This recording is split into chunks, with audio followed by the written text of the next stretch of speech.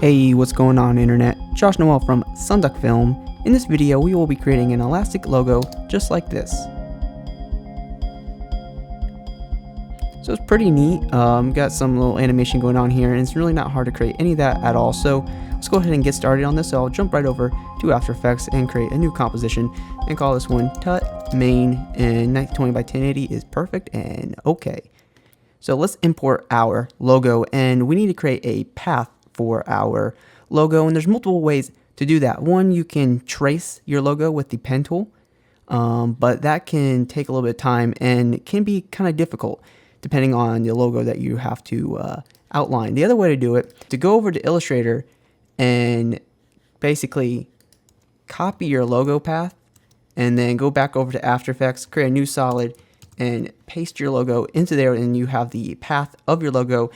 But the way we're going to do it, because not every situation is perfect, and you might not have a vector file of your logo. So what you can do is, with your logo layer selected, go up to Layer, Auto Trace, and you want to be very careful with this because you don't want to create too many points, but you want to create enough points to where you keep detail in your logo. So maybe we'll do like tolerance for 2.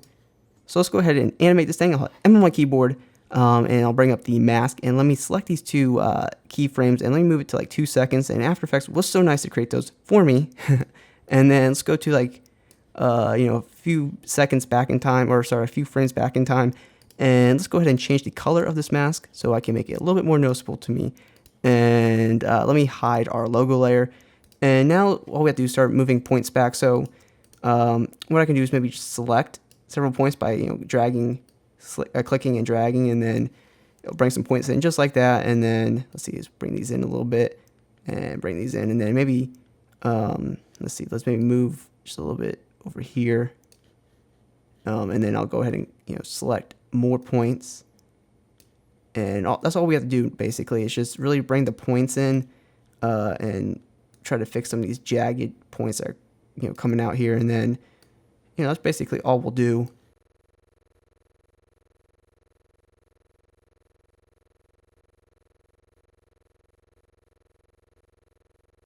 Alright, so basically you just really want to start this off like where it doesn't have to be perfect, but obviously the more points you have on your logo, the more issues there's going to be. So just keep that in mind when you do your logo. But sometimes you will have a lot of points like me, because the auto trace function can be a little bit tricky, but sometimes that's your only option. So as long as it's like not all over the place, like you want to keep it down to like a little bit of like a single point. And this would be okay. So if we look at this, it kind of just comes on, and we won't even see this kind of jarring cut. So I'm just continue to just move this in just a little bit closer, and as long as there are not too many points, we'll be okay. And then I'll just close the endpoint for this layer, and so it'll basically just come on, kind of just like that. And I'll create the last keyframe to be a easy as keyframe by hitting F9 on my keyboard.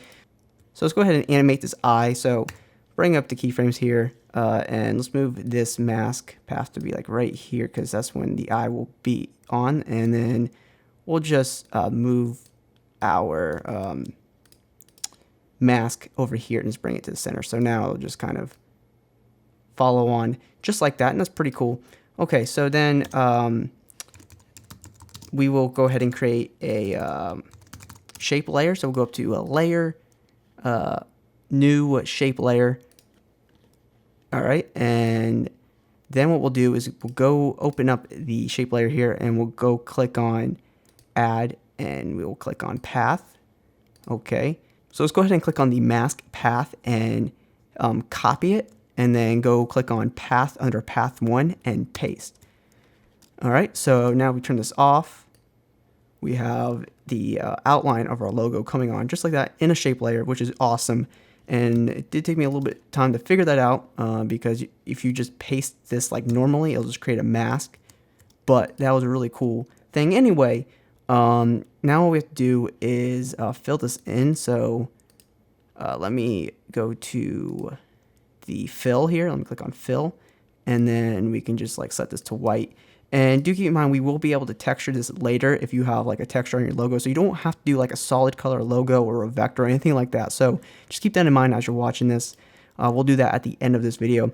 So now the only thing we don't have is the eye of our logo, and that's okay. But basically what we'll do is, let me just duplicate this, and let me turn this one on, and we'll call this one eye cutout. So if you need to cut anything out of your logo, just a quick thing you can do, and then we'll delete the mask one here. So then all we're left with is our eye, and then let's go ahead and put this on the top here, and then we'll click on alpha inverted matte.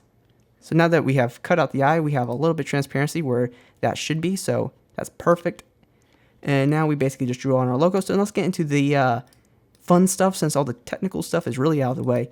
And let's go ahead and go to our shape layer 1, and we'll rename this to logo shape. And I do not know how to spell today, and I usually don't know how to spell any day. But anyway, click on add, and we will click on wiggle paths, and we will open this up, and let me fit this to the screen so it's not so small. And now we have made our logo into an old person, so no offense to anyone. But anyway, basically we can play with the detail. I don't really think we need so much detail in this. Probably keep it at like 4 wiggles per second. I'll set that to like 3.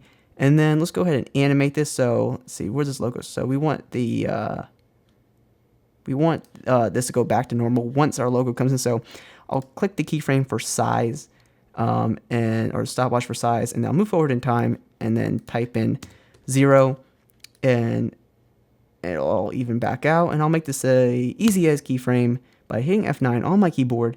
All right, so that looks pretty good. So let's go ahead and start creating those like those elastic elements. And what we can do is go up to layer, new, shape layer, and basically now we'll just go ahead and create some outlines on our logo, and that messed up right there. That's okay.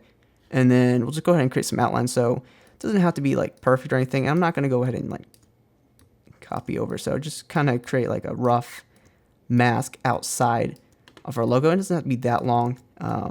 Just kind of trace your logo, and I'll leave it right there. And then basically we'll go to the stroke, and we'll set that to like maybe 4, maybe 5, I don't know. And then we'll open up our shape layer, and we'll go to the contents, and we will delete the fill.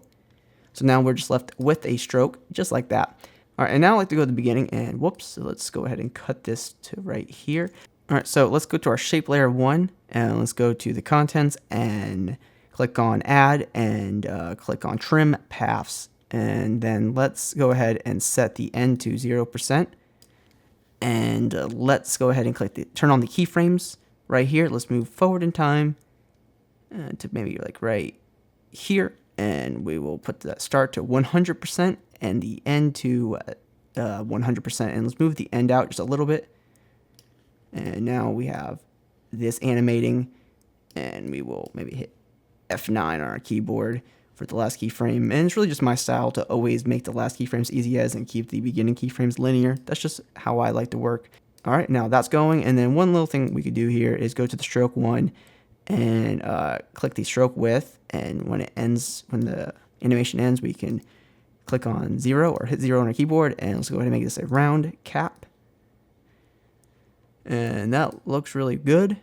And then now what we can do is go up to effect, distort turbulent displace.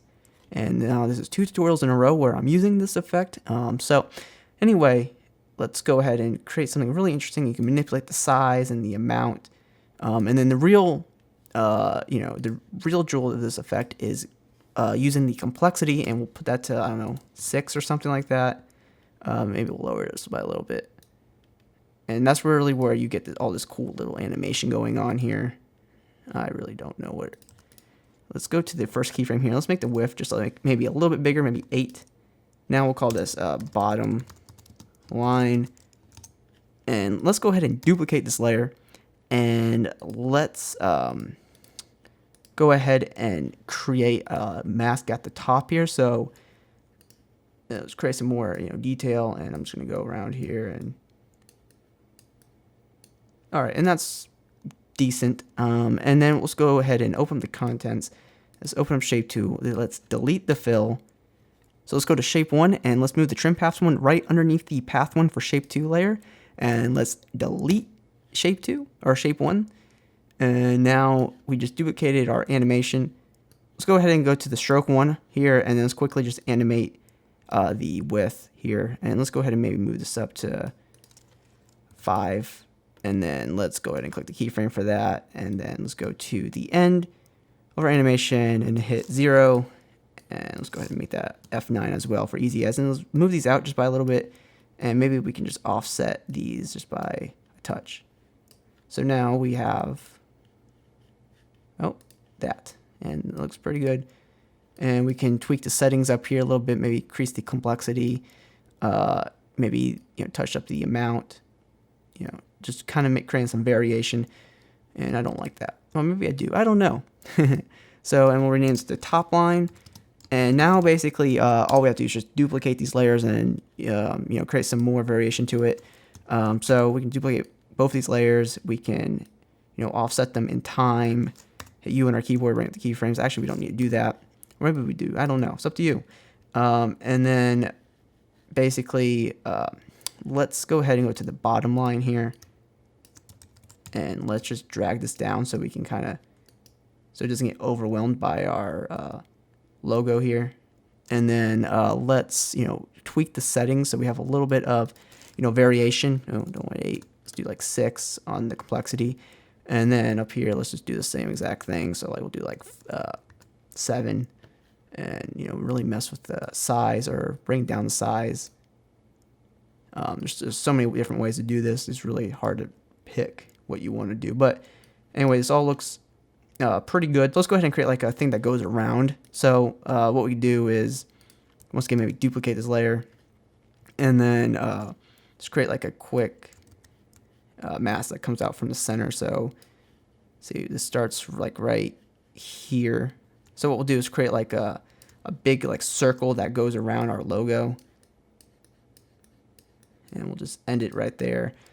And then we'll open this back up. Let's go to the contents, go to shape 3, is delete the fill, and let's go to the shape 2 layers. Let's bring the trim path up in here underneath the path 1.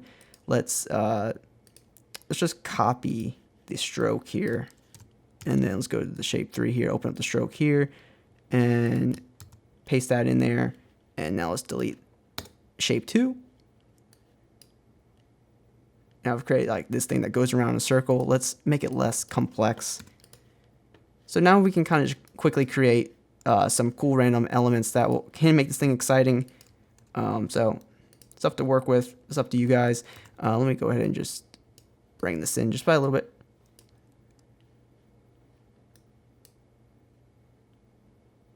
And just to add, maybe a few more details to this element, what we could do is go to create another, shape layer, and go to the ellipse tool and draw out like a circle. And we can go right here, zoom in, see what we're doing. Let's solo this layer so we know what we're doing. And then let's open up this ellipse tool and let's go to add repeater. And let's go to the transform here, and let's rotate this like by 90 degrees. And then let's go to effect, distort, turbulent, displace, and increase the complexity. I'll probably keep it at that just for now. And what we'll do is, since we want this to animate on, let me just turn this on here, and then let's move the anchor point, which is right here, by going to the pan behind tool, and let's put it like right here in the center. And then let's click the keyframe for scale. Let's move that forward in time just by a little bit. Hit 0 on our keyboard, and now this will come in kind of just like that. And then let's go to the actual transform properties of shape layer 1, and we'll click on the position stopwatch, move forward in time, and we'll turn this on, or turn off the solo so we see what we're doing, and we can move this out, maybe up. Okay, and so now this will just right when the animation ends, which is like right here, we will just move these keyframes over to be like right over here. And these will just come out. Just some cool extra detail. And actually, I was too far in time. Sorry about that. Oh, let's go ahead and move these over here and just fade these out. We'll go to Effect, Transition, Linear Wipe, and then we'll click the stopwatch for transition completion. Hit U on our keyboard, bring that up, and then we'll go to like the end here and do like 100% and increase the feather. And then let's just bring these out just by a little bit. Just trying to tweak these up. All right, and let's see what we got real fast. All right, and this is what we've created up to this point. And it's pretty neat. A little messy, but you know, you can go ahead and do some tweaking on that if you want. And if you want to be able to texturize your logo here, it's really easy to do that. So what I'll do is I'll go to our logo layers, which are basically our eye cutout and our logo shape here, and I'll pre-compose these layers by going up to layer, pre-compose, and we'll call this one logo animate. And then basically I'll just drag my logo. Well, here's my logo right here. I'll bring that to the bottom here, and we'll turn that on. And let me change the color of my logo here. It's just because my logo is just white or usually pink, but let me just go ahead and add like a gradient ramp to this so we can add some texture to it.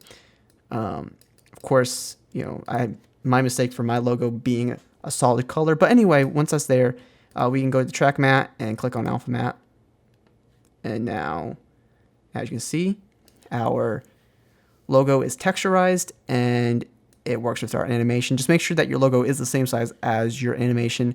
So just keep that in mind, and you can go ahead and texture. You can go ahead and colorize all this other stuff if you want, and it's really easy to do that. I mean, just copy and come here, paste it on all of the effects here. So I hope this tutorial has been insightful. If you have any questions or requests for any tutorials, please drop a comment down below.